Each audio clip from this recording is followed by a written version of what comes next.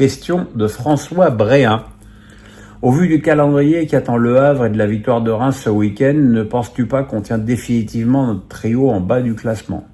C'est vrai que le calendrier de Saint-Étienne et du Havre, mais aussi d'Angers, sont tous les trois très compliqués. Celui du Havre est quasi impossible d'ailleurs. Donc voilà, c'est ceux qui arriveront à arracher un point par-ci, un point par-là, qui parviendront peut-être à s'en sortir. J'ai assez envie de dire que je vois Saint-Étienne descendre en Ligue 2 et le Havre être barragiste. Maintenant, on a vu tellement de surprises dans cette Ligue 1 que j'aurais du mal à être affirmatif à ce niveau-là. Lichagone me dit, le match aller contre United nous a vu célébrer ce but en fin de match de Cherki, alors que sur la physionomie, on aurait pu espérer mieux. Face, il faut l'admettre, à un faible Manchester, l'absence de victoire à l'aller est-elle pour toi rédhibitoire pour la qualif à Old Trafford ? Non, c'est pas rédhibitoire, effectivement. Moi qui me souviens des grandes heures de Manchester United avec Beckham, Scholes, Keane que j'ai connu, puis celui avec Cristiano Ronaldo, c'est vrai que ça fait... non seulement ça fait peine à voir, mais c'est presque hallucinant de voir un club qui a autant de richesses être à ce point à la ramasse. Effectivement, Lyon peut s'estimer frustré de ne pas avoir réussi à l'emporter. Maintenant, je pense qu'ils ont largement les moyens, et surtout au vu de leur match à Auxerre hier soir, je pense qu'ils ont les moyens de perturber une équipe de Manchester qui va forcément chercher à jouer un petit peu plus, puisque à 2-2, le score n'est pas fait non plus pour Manchester. Donc, ouais, moi je suis assez optimiste pour Lyon. Fred Lichtel me dit, les UB90 ont rencontré le dirigeant de Blueco, alors quoi de neuf ? J'ai envie de dire rien, puisque malgré la rencontre entre Eghbali, le propriétaire de Blueco, et des représentants des ultras de Strasbourg, la banderole en anglais, c'est pas parce que vous avez acheté le club que vous en êtes le propriétaire. Ce qui d'ailleurs, soit dit en passant, reste quand même complètement con. C'est-à-dire, en général, quand tu as acheté une maison, la maison est à toi. Sauf à prendre des considérations philosophiques qui n'ont pas lieu d'être, même dans cette situation. Donc de toute façon, on voit bien que les UB90 sont une posture, que voilà, là c'était trop court, il y avait pas assez de monde, ils veulent encore un rendez-vous, sachant qu'Eghbali habite à Los Angeles et qu'il vient pas toutes les semaines à Strasbourg. Donc de toute façon, on voit bien que ces gens-là n'ont aucune volonté d'apaisement, qui sont totalement prisonniers de leur posture et de leur dogmatisme. Et franchement, j'ai répondu à trop de questions à ce sujet et ça me fatigue. Je vois pas comment on peut pas voir ce qui se passe au club et sur le terrain et continuer comme ça cette guéguerre qui nuit à l'ambiance du stade. Elsace Boy me dit, mets-toi en mode les prédictions de Pierrot. Donc il vous en faut encore. Peux-tu nous donner ce qui sera le top 7 pour toi ? Même question pour le maintien.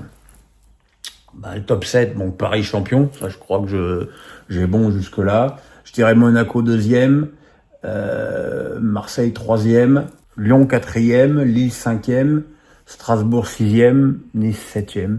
Pour le maintien, Montpellier dernier, Saint-Étienne relégué et Le Havre en barrage. Fred Lichtel me dit, est-ce que les déboires financiers de l'OL sont finis ou y a-t-il toujours un risque de Ligue 2 ? La DNCG n'interfère pas dans la compétition d'un point de vue sportif, ce qui d'ailleurs est normal. Donc on ne sait pas ce qui se passe dans les coulisses. Il y a quand même des bruits pas formidablement rassurants qui courent sur le sujet. On continue à vendre les bijoux de famille un à un. Il y a quand même des cas à régler. Almada, est-ce qu'il y a des joueurs qui vont partir ? C'est évident que si Matic et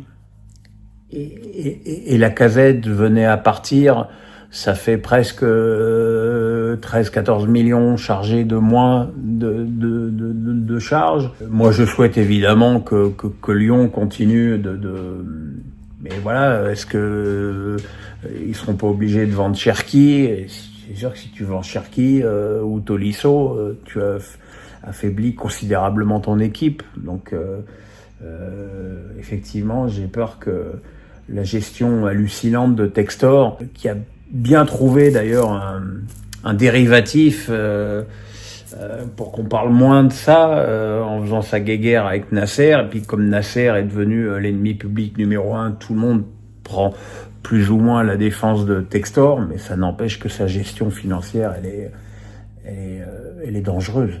Alex Penon me dit avec DAZN qui souhaite se désengager, Canal qui ne reviendra pas et aucun diffuseur viable en vue. Vois-tu une solution et une issue positive à cette crise? Ceux passés chez IPTV ne reviendront pas, peu importe la nouvelle offre, et j'ai bien peur que nous allions droit dans le mur. Ben oui, moi aussi. Je pense, en l'état actuel des choses, qu'il n'y a pas d'autre solution que cette création d'une chaîne de la Ligue. Après, effectivement, ça dépendra, je dirais, à la fois de la qualité du produit, qui devra être impérativement bien meilleur que la bouse qui nous est servie week-end après week-end par DAZN. Mais le problème, c'est que si tu veux faire un produit de meilleure qualité, ça veut dire avoir des consultants de meilleure qualité, avoir des journalistes de meilleure qualité, et ça coûte plus cher. Donc c'est tout le problème. Mais enfin bon, c'est pas forcément ça qui coûte le plus cher dans ce genre de dossier. Le truc, c'est que, évidemment, si tu crées ta ligue, ta chaîne, t'auras 0 au départ. Et ce qu'il faudra espérer, c'est que même ceux qui ont l'IPTV, peut-être par amour de leur club, si ça coûte que 15 balles, par exemple, ils se diront, on va quand même prendre ça. Mais bon, 1 million d'abonnés à 15 balles, ça fait 180 millions par an. Hein. C'est pas ça qui va faire vivre le football français. Donc effectivement, je suis très très inquiet. Winter Joseph me dit pourquoi le PSG refuse-t-il de verser les 55 millions à Mbappé alors ils ont les moyens financiers? Est-ce que Mbappé a une part de responsabilité en situation ou s'agit-il simplement d'une guerre d'ego? Non, c'est pas qu'une guerre d'ego, il y a une guerre de pognon aussi. Tout l'enjeu de ça, c'est les promesses qu'a pu faire ou qu'aurait fait Mbappé en disant quand je partirai, je ne partirai pas sans rien. Bon, quand il a dit ça, c'était au début de la saison dernière. Il est évident que l'attitude du club a radicalement changé à son égard à partir du moment où il a annoncé qu'il partait en février. Le club s'est mal comporté avec lui, il a commencé à jouer de façon beaucoup plus épisodique. Son frère, qui était régulièrement appelé dans le groupe, a disparu de la circulation. Donc voilà, donc je pense que Kylian a retenu une certaine rancœur de ces derniers mois et de l'attitude du club à son égard, et qu'effectivement, comme je le dis souvent, quand tu demandes à quelqu'un de te faire une faveur, tu te comportes bien avec lui, ce qui n'est pas le cas. Et je pense que ce qui a en plus amplifié ça, c'est que le club ne verse pas les 3 derniers mois de salaire à Kylian. Je pense que si ces 3 mois de salaire avaient été versés, effectivement, il pourrait y avoir débat sur abandonne tes primes pour service rendu ou pour tes 7 ans de club et le fait que tu partes libre. Voilà, moi c'est des choses que je peux entendre, mais ne pas payer 3 mois de salaire à un joueur, c'est quelque chose que je peux pas entendre.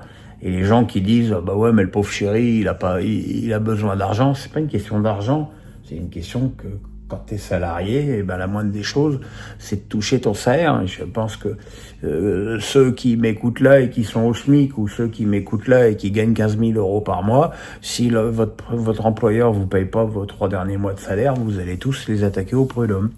Winter Joseph me dit pourquoi De Zerbi s'entête à jouer avec une défense à 3 alors qu'il n'avait aucun défenseur de métier contre Monaco. Son dogmatisme à outrance commence à devenir agaçant et peut avoir des conséquences sur la fin de saison. C'est-à-dire que ce qu'il y a de bizarre dans ta question, c'est que tu dis il s'entête à jouer une défense à 3 alors qu'il n'avait aucun défenseur de métier. C'est-à-dire que si tu rajoutes un 4e défenseur, effectivement, tu as encore moins Oh, une petite souris qui passe. Une petite souris des champs. Pardon.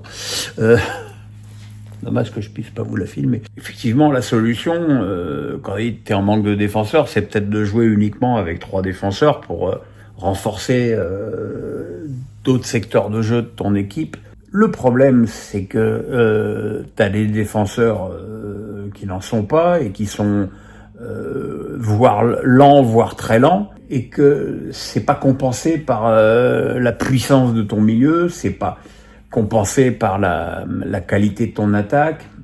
Mais c'est vrai que avant d'avoir même ces problèmes défensifs, même quand Balerdi était là, il y a un entêtement de Zerbi à ne pas vouloir changer de tactique, ce poste de faux ailier gauche de Rabiot qui a forcément trop duré.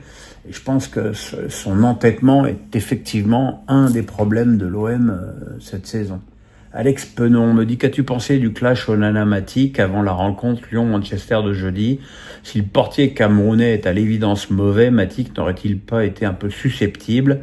J'ai comme l'impression que l'on ne peut plus rien dire dans le foot actuel sans tomber dans le clash. Oui, on peut aussi prendre le problème inversement de dire on ne peut rien dire aujourd'hui sans que ça devienne un clash. Effectivement, la déclaration d'Onana était un petit peu méprisante pour l'OL et la réponse de Matic était effectivement violente. Après, le match d'Onana a donné raison à Matic. Voilà, c'est pas non plus d'une gravité folle. Hein. Keke Town me dit: Jules Koundé, qui est un des joueurs qui se plaint le plus de l'accumulation des matchs, a participé à la Kings League. D'accord, il a juste tiré un péno, qu'il a manqué d'ailleurs, mais à 2 jours d'un match de LDC, est-ce cohérent avec son discours? Et encore une fois, ça peut revenir à la période Mbappé à Stockholm, un joueur qui est de repos, il fait ce qu'il veut de ses repos. Il a pas à rendre des comptes à la terre entière. S'il a envie d'aller à la Kings League, il va à la Kings League. Si effectivement il tire un péno, voilà, c'est pas de tirer un péno qui va le fatiguer. C'est sur ses loisirs. C'est comme si le mec il est de repos et il va faire un five avec des copains. Donc faut leur lâcher la grappe aussi un peu, quoi. Dichagone me dit: Riolo a beaucoup encensé Tolisso, à mon sens à juste titre, cette saison. Il enchaîne les matchs de très haut niveau sans montrer de signes de fatigue. Comment est-il revenu à un niveau aussi impressionnant? Et penses-tu aujourd'hui qu'il est incontestable en bleu? Bon, il n'y a pas que Daniel qui a encensé Tolisso. Moi aussi, j'ai beaucoup, enfin moi et d'autres, hein, beaucoup. On est beaucoup. De toute façon, il suffit de voir les matchs et pour voir que Coco a retrouvé effectivement le niveau qu'il avait envoyé en équipe de France. Et c'est vrai que je ne comprends pas quand je vois effectivement, encore une fois, des Guendouzi, des Zaïre Emery, voire même des Kamavinga appelés sans sourciller par Deschamps. Je comprends pas que Tolisso, qui a quand même été champion du monde avec les Bleus, ne soit pas à nouveau appelé. C'est injuste, c'est anormal. Il a été longuement blessé au Bayern, puis il a eu un peu logiquement du mal à revenir quand il est revenu à Lyon. Mais aujourd'hui, il est redevenu le joueur qu'il était au moment où il était en équipe de France régulièrement.